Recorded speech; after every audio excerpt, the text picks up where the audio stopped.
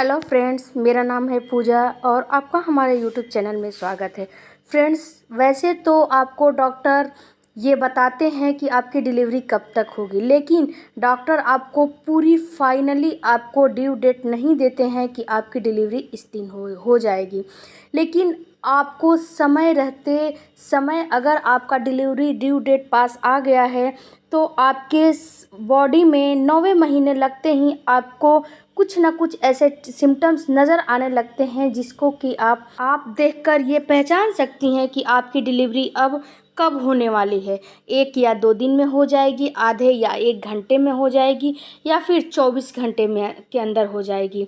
जैसे ही आपका 9वां महीना लगता है वैसे ही आपको डॉक्टर बार बार अपने पास बुलाता है और आपको हॉस्पिटल का चक्कर लगाना भी पड़ता है कंसल्टेशन के लिए, और आपको बार बार जाना भी पड़ेगा क्योंकि डॉक्टर बुला रहा है तो आप बेसिकली ही जाएंगी। लेकिन आप कुछ अपने दिमाग का भी इस्तेमाल कीजिए। देखिए दोस्तों, जैसे कि हर चीज़ में आज ज़माना इतना बदल गया है, महंगाई इतनी हो गई है कि अब पूछिए मत। तो कुछ अपने दिमाग का भी इस्तेमाल करिए। अगर डॉक्टर के पास बार बार जाएंगी तो डॉक्टर आपको केवल चक्कर ही कटवाएगा, इसके अलावा कुछ नहीं करेगा। 9 मंथ में सिर्फ एक सोनोग्राफी होता है और इसके अलावा कुछ नहीं होता है, वो भी पता करने के लिए कि आपकी ड्यू डेट कब है, आपका शिशु सीधा है, उल्टा है, ब्रिज पोजीशन में है, या फिर आपके अंदर हीमोग्लोबिन, पानी, मतलब हर चीज़ की कमी है कि नहीं, सब ठीक ठाक है कि नहीं।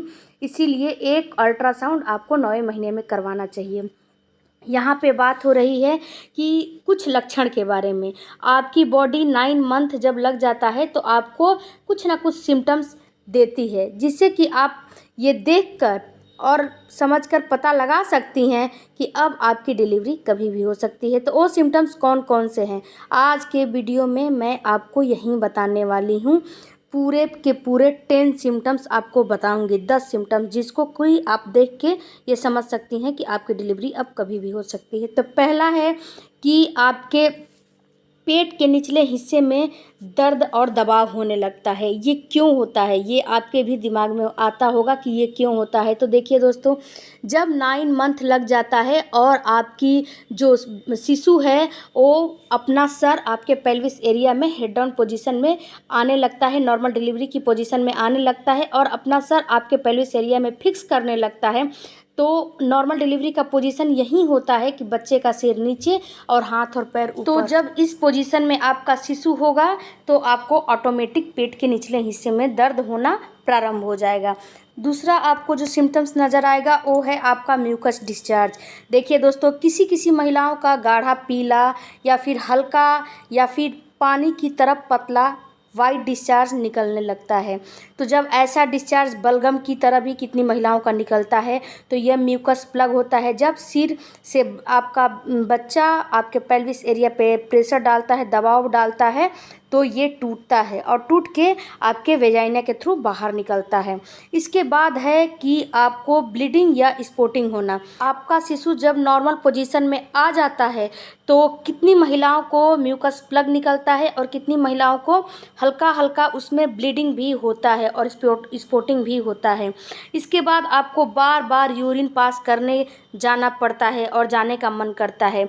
ये भी एक सिम्टम्स होता है, क्योंकि जब आपका शिशु नॉर्मल डिलीवरी के पोजीशन में आ जाएगा तो आप अपने सिर से आपके वेजाइना पे दबाव बनाएगा, जिससे कि आपके यूरिन ब्लेंडर पे दबाव पड़ता है, आपको बार बार यूरिन करने जाना का मन करता है। इसके बाद आपको कितनी महिलाओं को या फिर आपको भी लूज मोशन होने लगता है लास्ट में। इसके बाद पेट में मरोड़ ऐंठन बार बार होता है जब आपका टाइम पीरियड ड्यू डेट नज़दीक आ जाता है।